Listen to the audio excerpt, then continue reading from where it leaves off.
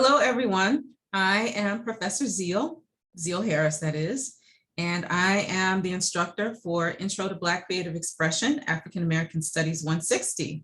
Welcome. You have all elected to take a fully asynchronous course. Wow. So we are going to fumble through this together if you never have. This is the first slide, our title slide for the presentation. It's a slideshow. And we're starting with a woman who's cooking as an act of creative expression. I would like for you to consider this to be a curated experience because that's part of my teaching philosophy. So the syllabus was designed by the Chair of African American Studies, and then I've added to it or adjusted a few things or elaborated on the sketch that she provided. Also, for much of the history of African Americans in the United States, we had little access to making fine art, although we did it. So our art forms are often folkways. So everyday life is where we show our creativity and our art. It's almost utilitarian. So you could see here that our artist that we're looking at is a chef. I won't be going over all of the images and all of the text in the slideshow, just to make it move a little faster.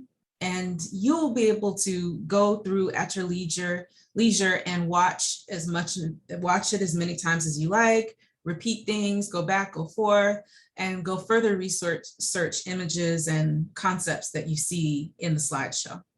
There are also some things we will be covering more throughout the semester. This is just the intro to the intro.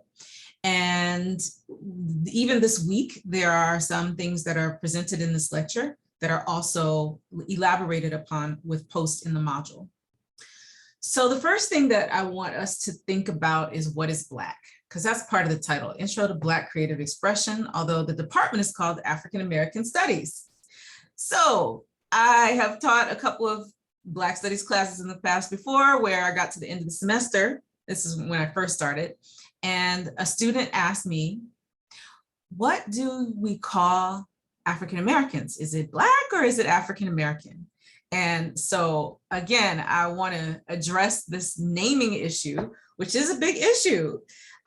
When you grow up within the culture, you understand that it's complicated, that there's a history, that the names are changing, and that not everyone believes or agrees the same things. And sometimes what they believe or think can be classified into types of people. This type of person prefers this type of person prefers that name. This age of the person from this region, the person with this level of education. So, you know, it does have a variety of, it has complexity, or be interesting conversations with Africans between African Americans and African Africans. Like, you're Black, are you African? Like, what are you African American? Like African American as an African American, or African American as an African, from Africa where, and what ethnic group? So that becomes important because there's thousands of languages and ethnicities in West Africa alone. And that is the main part of the Africa that African Americans come from. Not exclusively, but let's say 90-something% of us are descendants of sub-Saharan Black Africans from West Africa, all the way from Senegal down to Angola, Congo area. And so you can see here, I've compiled a list of the names of Black people, names referring to Black people. Some are offensive and some are politically correct over the years. You can go through this list on your own. And then it gets complicated too, even in the past, who's Black? Like, what does Black mean? What does African American mean? So Edmonia Lewis, for example, was the first, some say, most of the times you see written, Black woman to become professionally trained as an artist in the United States and to exhibit. However, if you do more research, you find that her father was actually Haitian American from the country Haiti, and that her mother was indigenous. Her mother was actually indigenous. So her mother was a mixed indigenous person of two different ethnic groups of indigenous people. So I put the name of her ethnicity here. So just so you know, whenever possible, I'm going to try to refer to the more distinct and detailed aspect of identity that I can with many of the people in the course. So for example, this is Hazel Scott. She's considered the first African-American to be offered a television show that she would host herself.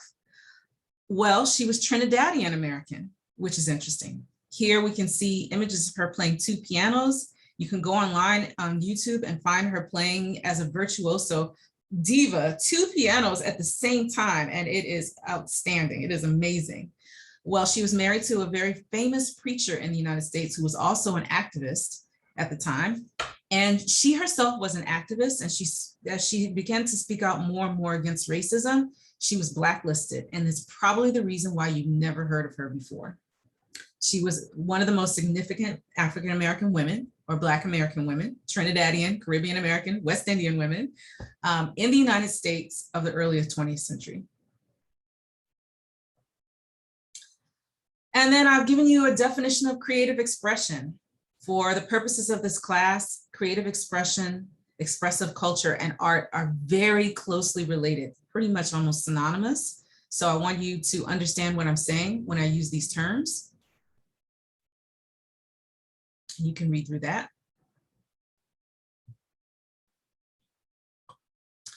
I guess I have to keep moving myself around so that I don't block the actual slides. So let me just go back and make sure you've seen all the slides.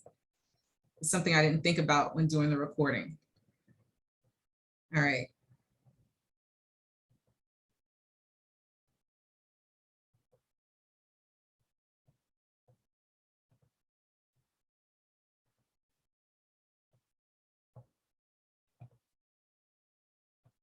I guess I should set these slideshows up so that I won't have to keep moving myself around when I do the recording. Another thing I'd like you to note is that the form of a creative expression can be complex, so it can represent multiple forms at the same time. And that readability of that expression can be measured by the degree to which people of a culture can understand it. So some things are easy for most people to understand that are made as art objects, for example, and some things that no one understands, almost no one except the artist. So there's a readability to creative expression that is an important thing to think about when we are analyzing artwork. The people who make creative expressions might also be hybrid creatives. So they could be a painter, an actor, and a singer, and they could make all of those different art forms and sometimes be as great at great at each and every one of those things in their own right. And then for many people, most people, not all, they tend to get known for one over the other thing, or be able to do one thing a whole lot better than another thing, even though they're a creative person. For example, there are singers who can't dance at all. I can think of 2 of them, but I don't want to name them because I don't want to offend anyone in the class. All right. Then we also have objects that can be made and used in different ways. It's not just that they're utilitarian, which they can be sometimes, but they can be seen and used in different contexts. So this drum, for example, could be seen as a sculpture, an artifact, something as part of an archaeological dig. It could be, a sacred object, a healing tool. It can be used for dance. It could be used for music. It could be used like a cell phone back in the day to start an insurrection and burn down a plantation. And here's an example of a group called the Fifth Jubilee Singers. They traveled with their creative expression through the world, even to England. I believe they performed with the Queen of England at some point. Someone can fact check me on that. And their music was so beautiful that people around the world started to think differently about African Americans. Like these Black people in America, they could sing so beautiful, and they're so composed and so classy and so educated. There must be something maybe wrong with this system in the United States of racism, of Jim Crow. And that's the beauty of art, is that sometimes it can speak across different cultures and touch something more deeply inside than just normal language or translation of language can do. When we do things artfully, it might be called the touch, especially in visual arts and crafts. And so, oh, let me go back a couple slides and just make sure I didn't have myself sitting on top of the video in any way. Oh, let me go back.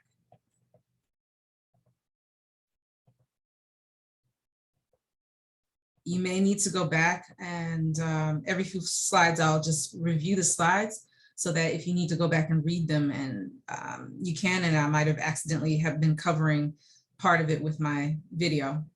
Again, there are different forms of creativity, creative expression. Ruth Carter is a very famous costume designer, Black female, and she designed the costumes for Black Panther. Here we can see the detail here, the costume and the beadwork, and that it's referencing Africa in a very specific way. And so if we read about what she did, we'll find that she's referencing Africa. And we'll find the more that we learn about African-American creative expression and its history, there's always a section of the artists, a significant proportion, who are striving to learn more about the African roots of making art, the aesthetics, exploring different forms of art and combining it, and trying to figure out sometimes, especially in the early days, what is Black art going to look like? Well, yeah, we come from Africa, but what does that look like? I was born here. I was never there. I don't even know anyone who was born in Africa, but I know I'm from there, and I want something that's different, that's not European, that affirms myself and these artistic traditions that I've grown up with here in the United States. And so in order to do that, many African Americans have to return, I mean this symbolically, intellectually, research-wise, to Africa to figure out who they are as artists in their home of the United States of America. Who they are and how they want to make art. Fab Five Freddy. Sometimes we have art that comes, we invent forms and we participate in all the forms in the United States. So Fab Five Freddy was an early street art icon and scholar affiliated with graffiti art, or aerosol art, as some people call it, and hip hop. So I include this for a specific reason, because I'm trying to show different forms of art and our contributions as African Americans, but also to go against this belief that all art forms come from the top down. That's kind of a trickle down philosophy, if you will, that we've heard the term trickle down economics, which often refers to Republicans, for example, and certain groups of people that believe that elites should rule or are more qualified to rule, and that they create things that control and move the society, and everybody else is just trying to emulate that or trying to be that. And so with African American creative expression and its history, we find that that is not the case. There are some things that work in multiple directions at the same time, in terms of like the creation of different genres and their hybridization. We have artists every day, is what I said when I showed the image of the chef cooking in the kitchen. We find creative expression somewhere every day in almost every person. And then the more we research, we find out what those contributions are on even a larger scale than just the everyday anonymous. So something that has become anonymous that shouldn't have is the artwork on the dime, which was designed by this Black artist, Selma Burke, in the 1920s. Or maybe it was 1930s. I keep forgetting to move myself again, so let me just make sure that.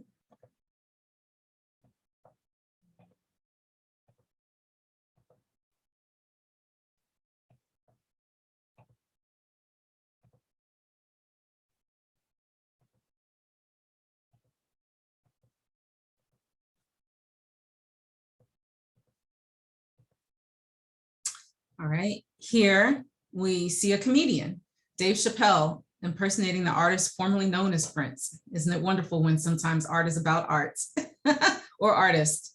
And this is a tactic of survival, comedy out of everything, coolness, hope, visualization, prayer, performance, masking, and artful resistance. I've grouped them together because for much of African American history, In the everyday experience, these things are combined.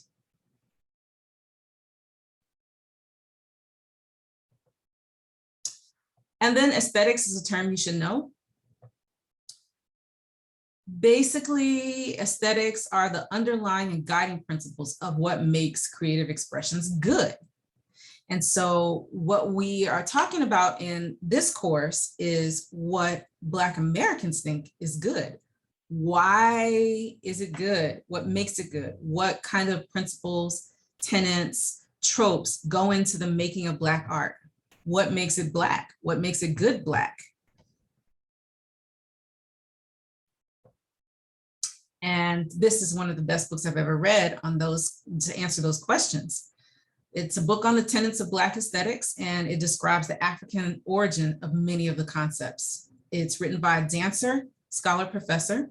And one of the things that I want you to think about is that when enslaved people came here to the United States from Africa or the Caribbean, because the ships stopped in the Caribbean first, dropped some people off or picked some people up and then brought them here, is that they often came with nothing except what they remembered and what they could recreate with their body specific, no objects.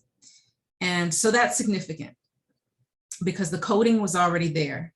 And I want you to think about the fact that people did not just suddenly get on a slave ship and become so traumatized that they forgot their language, their culture, how to make things, whatever jobs or apprenticeships they had, their families, their loved ones, the plants that they used to heal each other in their hometowns in Africa.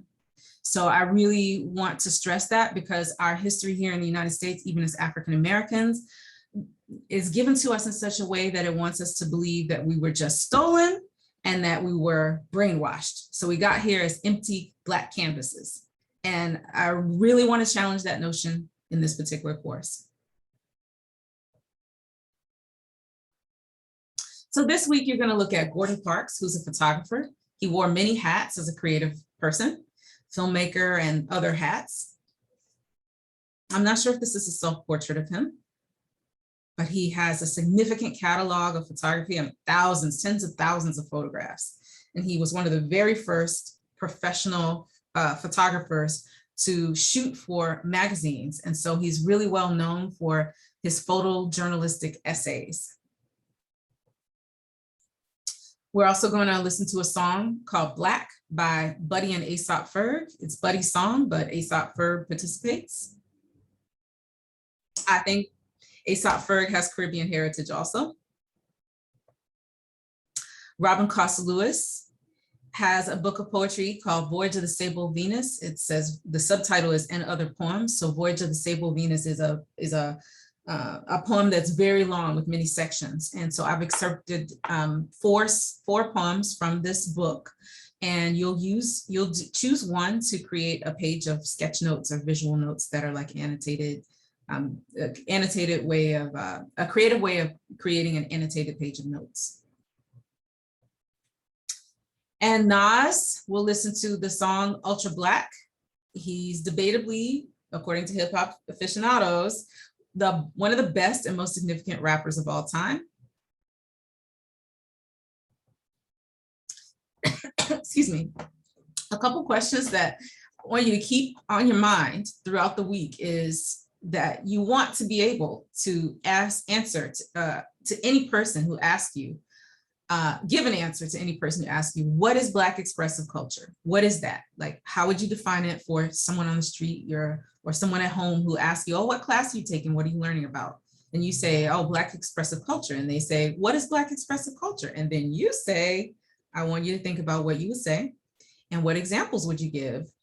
And then another thing that the chair wants everyone in this class to think about is how do images and imagery capture the intersections of art, race, class, and politics across the United States? So as you're looking at photos by Gordon Parks, as you're thinking about the imagery that is conjured up by Robin Costa Lewis in Voyage of a Sable Venus, as you are listening to rap songs by one rapper from Compton and one from Brooklyn, I think Nas is from Brooklyn, I want you to think about how the artwork, their creative expression, is bringing up imagery, capturing images, using images to speak about a condition of race, class, and politics in the United States. And so we just talked about how race, class, and politics across the United States can be seen in some of this work. And now there's a term for that. It's called intersectionality. And I'm giving you a definition here. And you also have a TED Talk by the person who's credited with coining the term intersectionality that you're going to be doing a little quiz on. And you'll watch the video, and there's some quiz questions set up for you to answer as you watch the video. And so intersectionality is the concept of the experience of living as a person who has constantly interlocking social identities in motion that inform a person's worldview, while it creates a distinct experience of living that must be seen as a whole and its parts. So I give you an example here, and we'll talk a little bit more about that when we get to the last slide in this lecture. Let me see if I need to move something out of the way so that you can see the text. When assessing this person's social position, each identity should be seen as distinct. And again, that person can be seen as having a distinct experience as part of a unique group within the society. And this is a classic feminist anthology it starts with a title, All the Women Are White, All the Blacks Are Men. And so this is what we want to think about when we're talking about intersectionality. Especially when certain parts of your identity don't get seen or others ask you to subjugate it. So in this case, the women's movement, which might be run by Black feminists, white feminists at the time, having more power in that particular movement, may have been ignoring or not caring about or asking Black women to set aside the notion of race so that women could fight for what they needed. Women altogether, which might benefit white women more than Black women in terms of priorities and what they're fighting for. And then All the Blacks Are Men, also again referring to, kind of referencing this time where in the movements, women were asked to set aside their priorities as Black women and instead focus on things for the race, which could often mean things for Black men and Black children, but not specifically for Black women. And so we want to keep them all on the same level and understand all of these different oppressions and marginalizations as same and different. So Black Panther women here, these are a couple of iconic photographs. Black Panther Party for Self-Defense women of the late 1960s and 70s definitely have written in their autobiographies about this experience of being a Black woman and having to challenge Black men in the movement, which became very militant during that time. Challenge them to make sure that Black women are remembered and that our issues are important. And at times it cannot be set aside or subjugated. It has to be handled equally to the fight for Black rights. Angela Davis is one of those Black Panthers who is, if you want to call it, an intersectionalist.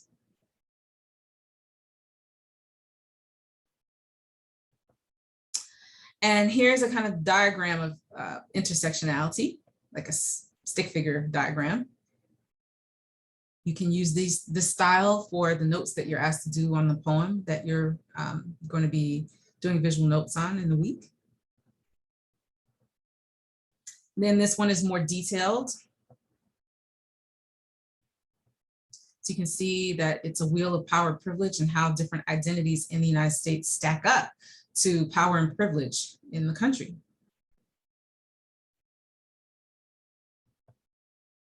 One of the most famous Black women to address intersectionality through a simple term that many people recognize in history is Sojourner Truth. And that term was Ain't I a Woman? She gave a really famous speech in the 1800s that was asking for the rights of Black women specifically, as well as the end to slavery, the rights of Black people in general. And so this term is something that became a famous quote of hers, Ain't I a Woman? Sojourner Truth also had Ghanaian American heritage. We often learn about people of African descent in the United States as being Black, and that's great. They're Black, they're African American. However, their ethnic identities get erased at the same time. Their ethnic identities of where they came from in Africa or where their parents came from. And so as much as possible, I'm going to try to restore those ethnicities if I know the person's ethnicity or ethnic ancestry. Here's an image that was used to talk about Black suffragists in an article on Black suffragists. So just remember that there were many white women who were fighting against, who wanted the right to vote for women, but not for Black women. So just want to remind you of all that. So Black men got the right to vote, like I think about 40 years before Black women got the right to vote. The person who coined the term intersectionality, or who's given credit for coining it, is Kimberly Crenshaw. So you're going to watch a TED Talk that she did about intersectionality. And then some more terms. I'm not going to read through all of these. I just want you to know that I'll be using these terms throughout the semester, writing them, referencing them, and using them in responses to discussion boards or on your papers. And I just want you to know what definition I'm working with when I use these terms. So politics is one of those terms. Race, silence my phone. Ethnicity, nationality. What are the similarities and differences? Culture, what is that? Gender versus sex. How are those the same and how are they different? And you can go online. These are all basic terms that you can go find a zillion different definitions of and come up with your own definition. But this is how I'll be using the term in class, terms. Sexuality, sexual orientation.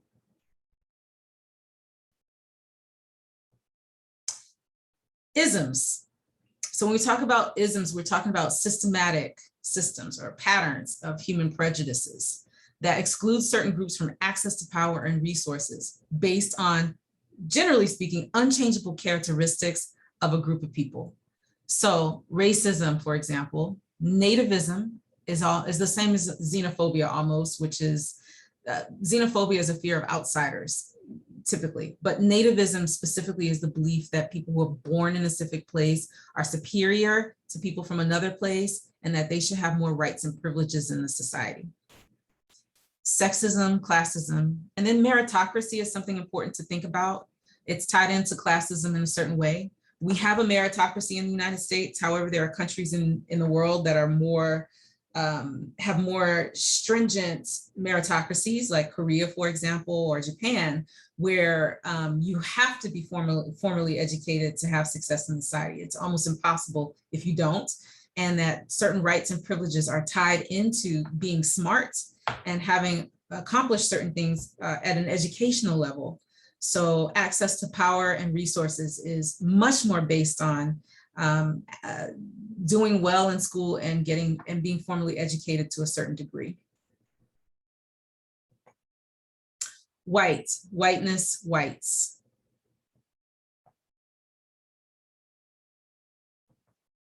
Privilege. Health status.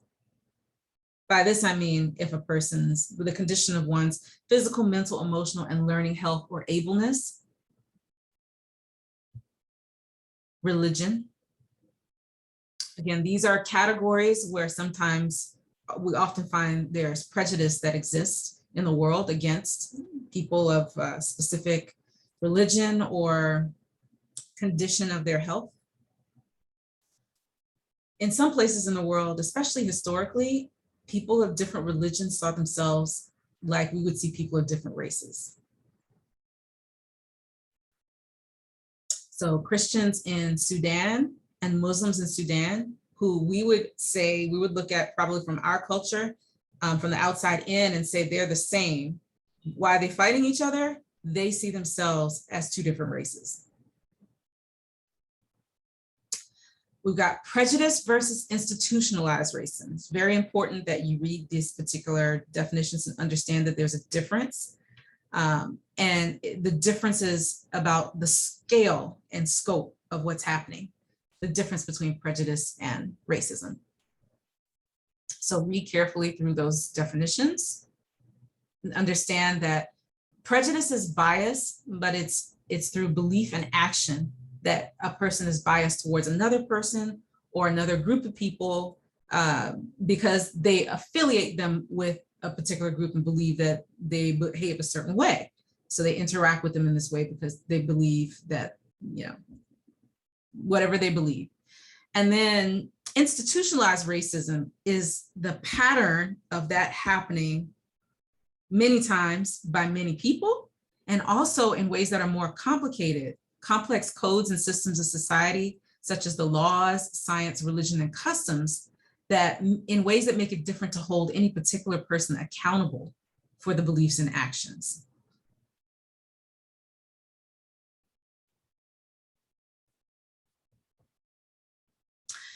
Then there's art. And if you go back and look at the slide where I first talked about what is creative expression, it's going to be the same definition for this course. Creatively made, idea communicating, tangible or sensory things, such as sculptures, altars, songs, and music. For the purpose of this course, art is a synonymous term to creative expression. In the history of creative expressions of a large group of culture-related persons is expressive culture. An artist is the person who makes some or all of the above. And in the United States, again, African Americans have a long history of using art for social justice or to try and achieve it. It is a tradition.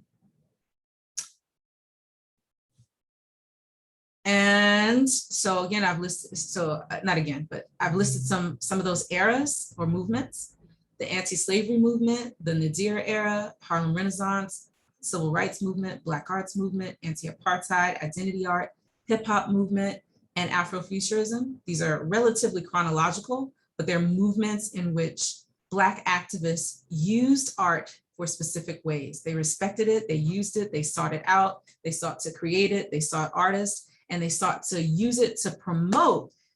And let's go to the next slide. That's Phyllis Wheatley, by the way. It's a sculpture of Phyllis Wheatley, poet from the 1700s, who was, she was actually from Africa, but I can't remember exactly where, what country. She also referred to herself as Ethiopian. But she wasn't actually from the country Ethiopia. It was one of those terms that had been, it could be used widespread to just refer to people of African descent in a positive way, because Ethiopia was thought of positively for a lot of different reasons. I'll go into that more another time, but one of the reasons is because of the existence of Nubian culture, of Meroe, M-E-R-O-E, and also it was, since this is a Christian country, Ethiopia has one of the most longstanding traditions of Christianity in the continent of Africa. In fact, they have all of the books of the Bible and the papers and the documents in their version of the Bible, more so than any other place in the world. And they also claim to hold certain artifacts that represent early Christianity that no other country claims to have. So there's a tradition of artists, Black artists, speaking out literally and figuratively through creative expression, despite the risk, to make the greatest examples of what it means to be fully human. For the idealistic ideal of respect, freedom, and equality for all. I'm about to end this presentation. So I would like to recommend this movie. It's an animation called Chico and Rita. It is the first Spanish language film to be nominated for an Oscar, I believe, and also maybe the first animation to win an Oscar that has Black characters. They are Afro-Cuban, and it's a love story of two artists. One is a pianist and a song composer, and the other one is a singer and a performer. And it's about their relationship across from Cuba to the United States and France across decades. It's very moving and touching, and it also shows a really wonderful exchange of aesthetics and ideas and music and culture between Black Cubans and Black Americans, Black Cuban musicians and singers and Black American singers and musicians. So I'm ending with this image of Rita, and she, in this scene, she's having a breakout moment where she's supposed to cross over and become a famous singer in the United States of America.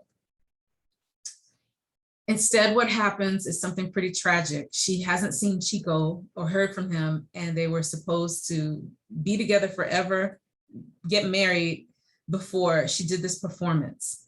And he didn't show up, and then she also was experiencing such extreme racism in Las Vegas that she had a breakdown on the stage and started talking about it. And after that, she was blacklisted. And so that is an unfortunate experience of many of our artists who were also activists, who were blacklisted, exiled, killed, tortured, you name it, but they still made what they made, continued to try to make what they made, live, go somewhere else, another country, and continue their work. So that is a part of African-American creative expression history as well. So I highly encourage you all to see this animation. It is so wonderful and lovely. All right, I'm gonna go back a couple slides just to make sure that I wasn't covering any text, so that if you need to go back and read slides, you can.